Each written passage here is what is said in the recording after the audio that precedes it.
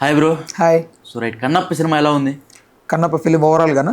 So అంటే Kannappa film గురించి ఫస్ట్గా మనం మాట్లాడుకోబోయే ముందు మంచు విష్ణు కష్టం గురించి ఒకసారి మాట్లాడుకోవాలి. నిజంగా ఈ సినిమాకి ఎంత కష్టపడ్డాడు, ఎంత కష్టపడి హార్డ్ వర్క్ చేశాడు, ఎంత డీటెయిలింగ్గా ప్రతి ఒక్క చిన్న డీటెయిల్ని కూడా అంత ఎఫర్ట్ పెట్టి నీట్గా రాసుకొని పక్కాగా తెరకెక్కించాడు ఈ చిత్రాన్ని. నార్మల్గా ఎవరన్నా సినిమాకి వెళ్ళినప్పుడు కొన్ని ఎక్స్పెక్ట్ చేసి వెళ్తారు, బట్ ఈ ఫిలింకి ఎక్స్పెక్ట్ చేయకుండా వెళ్ళాలి. చేయకుండా వెళ్తేనే తెలుస్తుంది సినిమాలో ఉన్న డెప్త్ ఏంటి, శివుడి గురించి వాళ్ళు చూపెట్టినటువంటి ఏవైతే కొన్ని సీన్స్ ఉన్నాయో అంత డెప్త్గా చూపెట్టారు, చాలా ఎమోషనల్గా. కన్నప్ప అనే ఒక క్యారెక్టర్ నిజంగా ఫస్ట్ తిన్నడు అనే పేరుతో ఉంటుంది. ఆ తిన్నడు అనే క్యారెక్టరైజేషన్ డిజైన్ చేసినప్పుడు నిజంగా ఇతనే కన్నప్పగా మారతాడా అనేంత తేడా ఉంటుంది. ఫర్దర్గా అతనే కన్నప్పగా మారతాడు. కన్నప్ప అనే పేరు నామకరణం చేసిందే శివుడు అవుతుంది లాస్ట్కి. అండ్ శ్రీకాళహస్తికి సంబంధించినటువంటి బయోగ్రఫీ ఇది. అసలు ఇది బయోగ్రఫీ అని కూడా చెప్పలేం. మోస్ట్లీ చాలామంది దేవుడి మీద ఉన్నటువంటి ప్రేమ, శివుడి మీద ఉన్నటువంటి ఇష్టం, ఇలాంటివన్నీ కలగలిపి ఒక పుణ్యక్షేత్రం మన కాళహస్తి, దాని మీద తీసినటువంటి బయోగ్రఫీ. సాలిపురుగు, ఏనుగు, పాము, ఈ మూడు మెయిన్ ఈ కథకి base.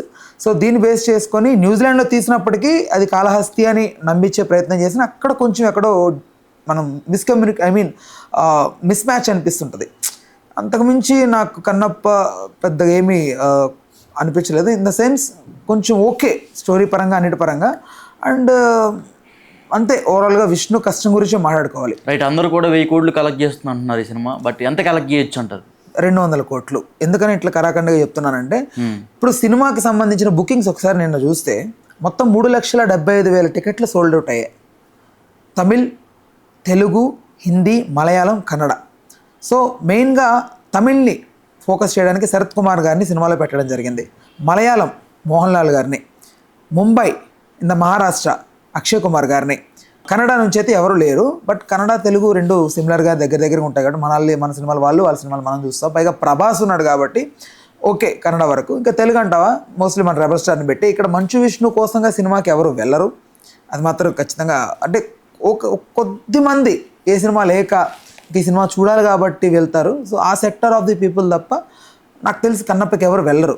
And mostly pan Indian లెవెల్లో దీన్ని కొంచెం నిలబెట్టింది, దీన్ని కొంచెం హైప్ ఇచ్చింది ఒక వన్ అండ్ ఓన్లీ మన Prabhas, at the same time Akshay Kumar గారు. వీళ్ళిద్దరు లేకపోతే కొంచెం డౌటే. 1000 కోట్లు అనేది నో, నాకు అసలు 500 కోట్ల వరకు కూడా వెళ్ళదనిపిస్తుంది. మోస్ట్లీ 200 CR కలెక్ట్ చేస్తే కన్నప్ప బ్రేక్ ఈవెన్ అయినట్టు. దాని బడ్జెట్ నియర్లీ 200 కోట్లు. అది బిజినెస్ కూడా 200 కోట్లు చేసిందా లేదన్నా కూడా డౌటే. బట్ కలెక్షన్స్ పరంగా నాకు తెలిసి 200 కోట్లు ఈ వీక్లో కలెక్ట్ చేయొచ్చు అంతే. రైట్, ప్రభాస్ రుద్ర క్యారెక్టర్ ఎలా ఉంది? రుద్ర క్యారెక్టర్ అండ్ ఫ్రాంక్గా మాట్లాడుకోవాలంటే రుద్ర క్యారెక్టర్ అనేది ఓకే, బాగుంది. ప్రభాస్ గారికి సంబంధించి మన ఎక్స్పెక్టేషన్స్ ఎలా ఉంటాయంటే పీక్స్లో ఉంటాయి. సినిమాకి వెళ్ళేటప్పుడు ప్రభాస్ రాగానే ఒక వైబ్రేషన్ ఉంటుంది, ఒక మంచి బీజిఎం ఉంటుంది, ఒక ఎలివేషన్ షాట్ ఉంటుంది, అలా ఉంటుంది ఇలా ఉంటుంది అని ఊహించుకుని వెళ్ళి చూసేటప్పటికి రుద్ర క్యారెక్టర్కి ఏది అవసరమో అదే పెట్టాడు మంచు విష్ణు. ఒక శివభక్తుడిగా, కొంచెం లోకం గురించి బాగా తెలిసిన వ్యక్తిగా ఎలా మాట్లాడాలి, ఎలాంటి పదాలు వాడాలి, సో అందుకే అంత ఎలివేటెడ్గా క్యారెక్టర్ చూపించినప్పటికీ ఫ్యాన్స్ బాగా ఫీల్ అవుతారు ఆ క్యారెక్టర్ని. ఎందుకంటే కొన్ని మాటలు తూటాలు బెలుస్తాడు సినిమాలో.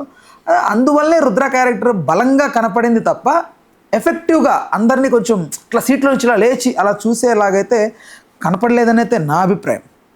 ఓవరాల్గా రుద్ర క్యారెక్టర్ ఓకే, అంత ఎగ్జైటెడ్గా ఏం లేదు. రైట్.